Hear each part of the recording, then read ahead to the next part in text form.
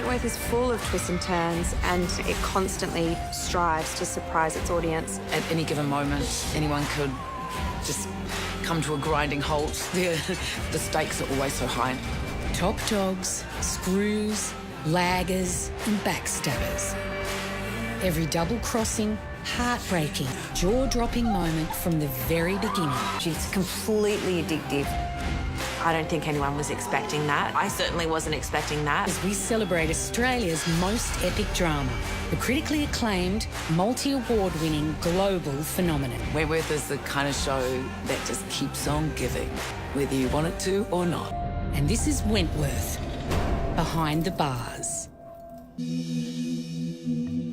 Since its premiere on Foxtel's Soho channel back in 2013, Wentworth has become a global franchise and a proud recipient of countless awards, including 6 shiny Logies.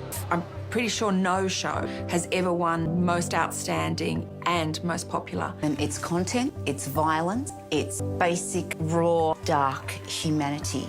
It's not a pretty place to be, but it's an important place to be, the way that it's shot on Foxtel. They've given the writers freedom to take risks. We've got to make choices that perhaps in another universe would have been.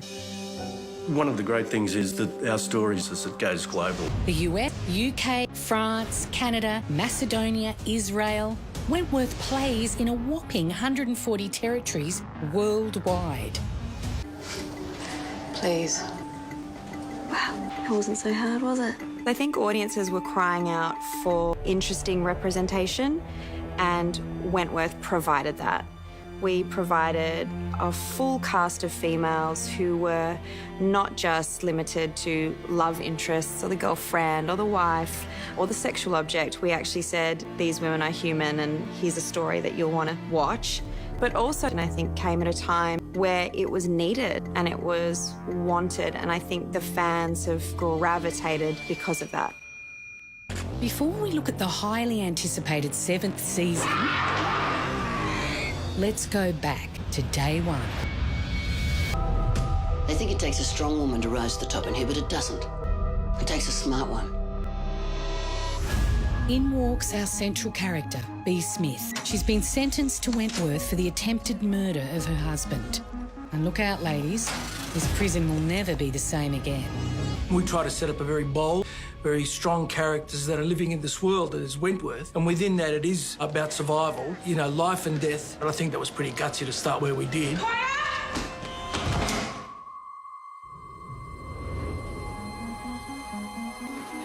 The fact that at the end of the first episode we killed Catherine McClemens, who was playing the governor, which showed to everybody, ooh, they're not afraid to kill off a main character.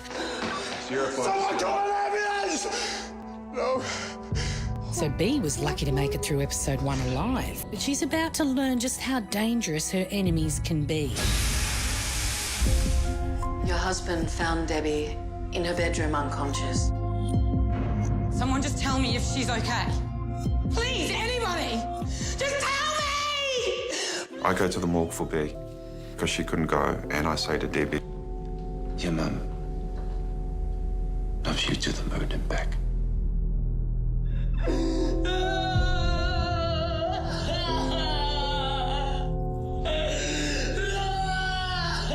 The heartbreaking death of Bea's daughter is the turning point for her. Now she has nothing left to lose. Oh, you're gonna pay for what you've done. I never forget the end of season 1, that shock of seeing Bea stabbing her in the neck and that sort of bleeding out moment was like, oh my God. Is the introduction of the freak. And does she bring a whole new level of terror? Each and every person here will know their place. Who are you? My name's Miss Ferguson, but you can call me Governor. It was teetering that fine line all the time. Ferguson is a master manipulator, and she's soon using Bea to get to Frankie. It's in your best interest to strike first. I'll do it when I'm ready. There was a knife fight just in this laundry between Frankie and Bea, which was a 6-hour fight. And in the process, Nicole De Silva broke her wrist. I came away from that scene feeling like I had been in Fight Club.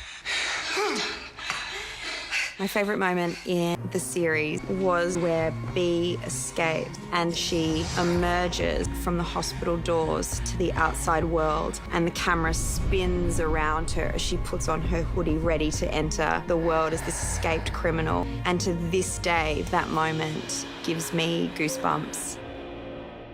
Now on the outside, Bea's on a mission to seek revenge for Debbie's death. All right.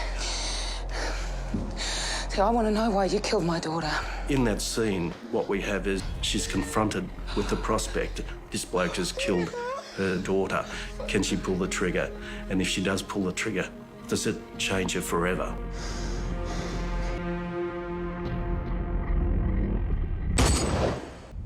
With her newfound badass status, Bea returns to Wentworth and assumes the burden of being top dog.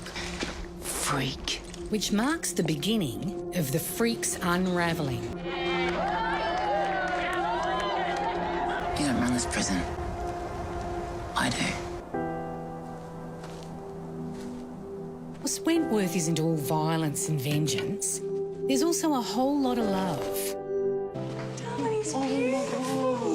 At its heart, Wentworth is about a family, and it's about these women from very disparate parts of life being thrust together and having to work out how to get on, how to create a community and live and exist together. When they're not killing each other, it's a really nice family.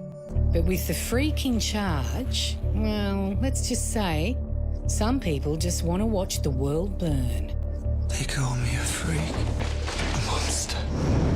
They're right to be afraid.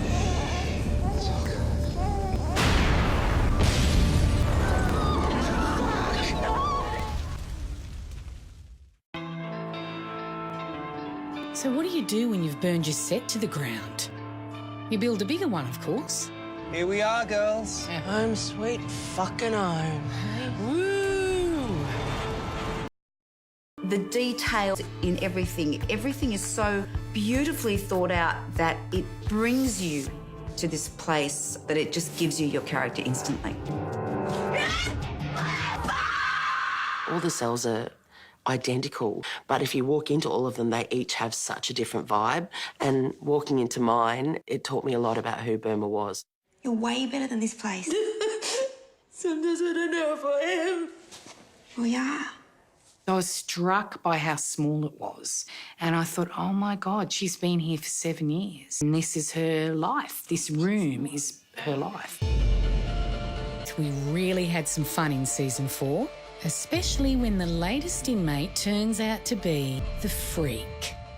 How in the world the person who'd been running that prison would end up in Teal, in that environment, and stay alive? Certainly she would have been kept in isolation, but isolation is no help to a masked Machiavellian like John Ferguson. Before long, the freak's pulling the strings from the inside and has Kaz, a new inmate, and Jake, the crooked new guard, doing her bidding.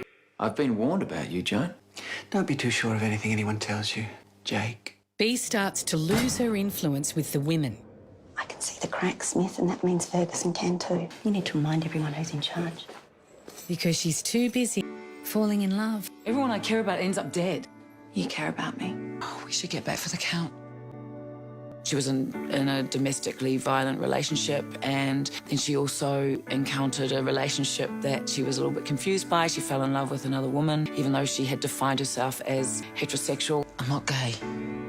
I don't care what you are. I think my favourite scene is looking up at the clouds, and the clouds are forming seahorses. Did you know that seahorses like to swim in pairs? Do they? Yeah, they do. They link tails so they don't lose each other. The big shocker arrives at the end of season 4, and there's no doubt no one saw it coming.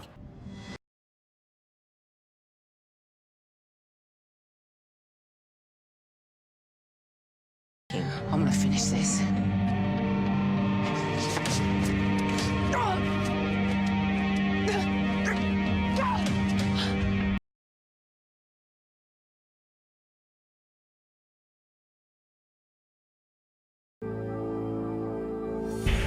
And we certainly did it with that.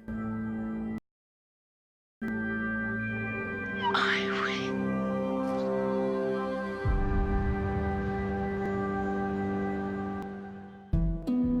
After killing off their main character, everyone was waiting to see where the writers would take Wentworth in season 5. Even when I read the scripts, I'm, oh my God, I can't wait to see what happens. You know, it's exciting television.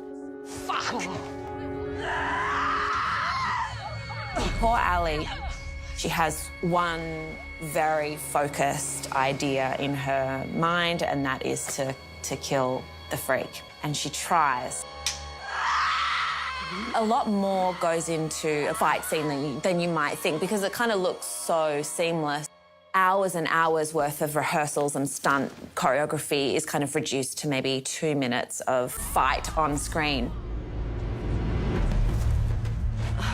Everyone's fears would be realised when, with B out of the way, Who's next? Ferguson really steps up her villainy. Top dog! Top dog!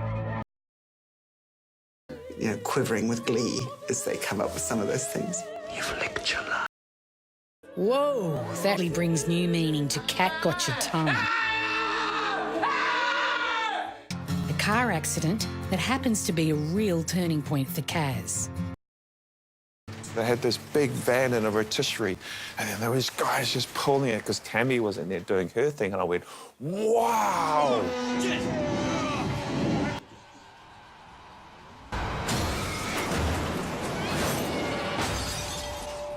And then we had a day in a tank. A man saves her, and that was such a turning point for Kaz, and it was a beautiful moment to play. It was a really hard moment to play.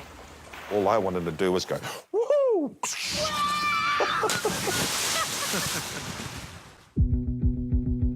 But not all the action on Wentworth takes place on the road or in the water. This season sees Vera in bed with the enemy. I feel safe with you.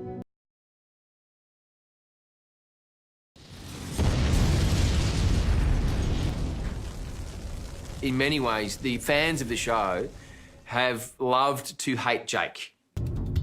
Ah, Ferguson, what a sweet, sweet treat it is when she finally gets her just desserts at the end of the season. Wish I could have taken credit for that one. That whole time, as I was bearing her, she was screaming at me the whole time. Get me out of here!